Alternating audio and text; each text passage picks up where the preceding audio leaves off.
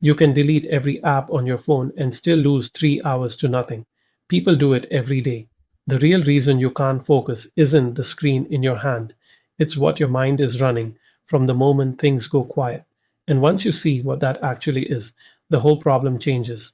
In this video, I'll show you number one, why you lose focus even on things you genuinely care about, and what's actually causing that beneath the surface. Number two, why your attention is inconsistent day to day, and the ancient concept that explains it better than any neuroscience study. Number three, three progressive attention building exercises starting at just 60 seconds a day that retrain the mind from the inside out. Let's get into it. A guy I spoke with a few months ago told me something that stuck. He said, I've tried everything: phone in another room, app blockers, a paper planner. I'll have one clear day, like genuinely productive, calm, focused, and then the next morning I wake up and I'm scattered again before I even pick up my phone. What is wrong with me? Nothing was wrong with him, but he was solving the wrong problem. He was treating distraction like a leaky faucet when it was actually a smoke alarm. There's a comment that circulates under almost every focus video on YouTube. Someone writes, wild how the hardest part of focusing isn't the task, it's escaping the world built to steal your attention. And everyone agrees, hundreds of likes, because it feels true. But it's only half the picture, because if the world were purely the problem, you would be able to focus the moment you removed it.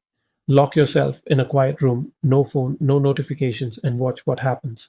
Most people last about 4 minutes before their mind starts generating its own noise. A memory surfaces, a worry crawls in, a random craving for something, anything. The Vedic texts call this vikshepa, mental scattering, and they were precise about what causes it. Not external objects, but the mind's trained inability to tolerate its own presence. Modern neuroscience has a name for the same phenomenon. When your brain isn't actively engaged in a task, it defaults to what researchers call the default mode network, a system that fires up rumination, self-referential thought, anxiety loops, future worry, past replay. It's not rest. It's the mind running from stillness by generating its own static. This is why you lose focus even on things you care about. It's not that you don't want to do the work, it's that the moment you sit down to do it, the default mode network kicks in and your mind offers you something, anything, that feels more immediately manageable than whatever discomfort is sitting just beneath the surface. Distraction in this framing is emotional avoidance wearing a productivity costume. The phone isn't the cause, the phone is just the nearest exit. Prabhupada do describe the untrained mind as a boat with no anchor. It drifts wherever the current takes it, not because the current is too strong, but because the boat has no mechanism for staying put. The question isn't how to calm the current, the question is how to build the anchor. The practical takeaway from this section is simple but not easy. The next time you reach for your phone mid-task, pause for 3 seconds and ask yourself what you were about to feel before you grabbed it. You don't have to answer the question. Just asking it starts to break the automatic loop. Back to the guy I mentioned earlier. The thing that confused him most wasn't that he struggled to focus. It was the randomness of it. One day, clear. Next day, scattered. Same environment, same schedule, same intentions. He couldn't find the pattern. Here's what's actually happening. Researchers at the University of California studied something called attention residue, the cognitive phenomenon where your mind is still processing a previous task or emotional event long after you've moved on to something new. You think you're starting fresh, but you're carrying invisible weight from whatever happened before. A tense email you read at 8 a.m. is still running in the background at 2 p.m. A conversation you replayed in your head during your commute is still using processing power when you sit down to work. The yogic tradition described this in terms of samskaras, mental impressions that accumulate over time and create grooves in the mind's behavior. Every time you respond to distraction by giving into it, you deepen that groove. Every time you sit with discomfort for even a few seconds longer than you normally would, you begin to carve a new one. The inconsistency you feel isn't random. It's the result of which groove is deepest on any given day. This is why How to improve focus and attention is never really about the single session in front of you. It's about what you have been training the mind to do cumulatively across hundreds of small moments. The day you feel focused isn't lucky.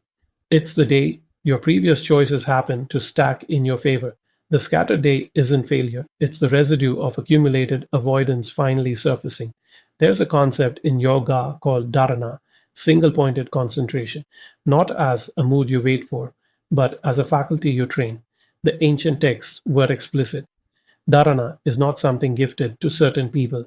It's a skill with a progression. You start weak. You build capacity through repetition. The mind that can hold attention for 60 seconds today can hold it for 20 minutes a year from now if the training is consistent. Modern research on attentional blinks confirms this. The brain's ability to sustain focus is plastic. It changes based on what you practice. The damage from years of chronic distraction is real, but it is not permanent. That question, is the damage reversible? Yes, but only if you stop treating focus like a personality trait and start treating it like a physical capacity that responds to training. The takeaway here, stop evaluating your focus day by day. Start tracking it week by week. The inconsistency is normal, is not a sign you're broken. It's a sign the training hasn't compounded yet. Most advice on how to improve focus and attention starts at the wrong level. It starts with your environment, phone in another room, website blockers, noise cancelling headphones. Those things can help at the margins. But if the root is internal, external rearrangement is just moving furniture in a burning building. These three exercises work from the inside out. They build the internal capacity that makes external changes actually stick. They come from the Dharana tradition, updated for people who have never meditated a day in their life and have no interest in starting. Exercise 1 is called the 60-second sit. Once a day, not in the morning if that's already loaded with routine pressure, pick a neutral moment. You sit down, set a timer for 60 seconds, and do nothing. No phone, no task, no music. You just sit. The goal is not to clear your mind. The goal is to notice what your mind does when it has no exit. It will try to give you things to think about. Let it. You're not meditating, you're observing. You're building familiarity with the discomfort of stillness, which is the actual root skill underneath all focus training. Do this for 2 weeks. Most people find it genuinely hard at first, not because 60 seconds is long, but because the discomfort surfaces faster than they expected. That discomfort is data. It's telling you exactly what your mind is running from. Exercise 2 is called the single object return. Pick one task, one. Set a timer for 10 minutes. Every time your attention drifts, which it will, you simply return to the task without judgment. You don't restart the timer. You don't criticize yourself. You return. The training isn't the 10 minutes of focus. The training is the return. Each return is a rep. You're building the muscle of re-engagement, which is the actual skill that determines long-term focus capacity. Researchers who study attentional training consistently find that the number of returns matters more than the duration of sustained attention. Prabhupada described this as the mind's natural tendency to wander, being met not with force but with gentle, persistent redirection. From wherever the mind wanders due to its flickering and unsteady nature, one must certainly withdraw it and bring it back under the control of the self. That's from the Bhagavad Gita, chapter 6. It's describing exactly what modern attention researchers call the salience network, your brain's ability to notice distraction and redirect. That network gets stronger with practice. Exercise 3 is for people who are past the beginner stage, or for anyone who's already doing some version of the first two. It's called the attention audit. At the end of each day, before you sleep, you write down 3 answers to one question. Where did my attention go today that I didn't choose? Not where did I get distracted? Where did my attention go without my permission? The distinction matters. You're building metacognitive awareness, the ability to observe your own mind's patterns from a slight distance. This is what the Vedic tradition calls Sakshi Bhava, the witness state, and it's what neuroscientists now recognize as the single most reliable predictor of sustained attention improvement over time. These 3 exercises together form a pipeline. The 60-second sit builds tolerance for stillness. The single object return builds the re engagement muscle. The attention audit builds self awareness that makes both of the others more effective over time. None of them require you to be spiritual. None of them require 20 minutes of silent meditation. They require honesty and consistency, which is harder, but it's the kind of hard that actually changes something.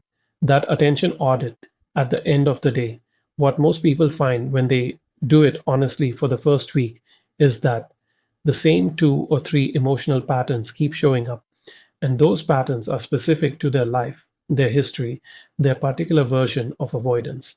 That's where a conversation becomes more useful than another video.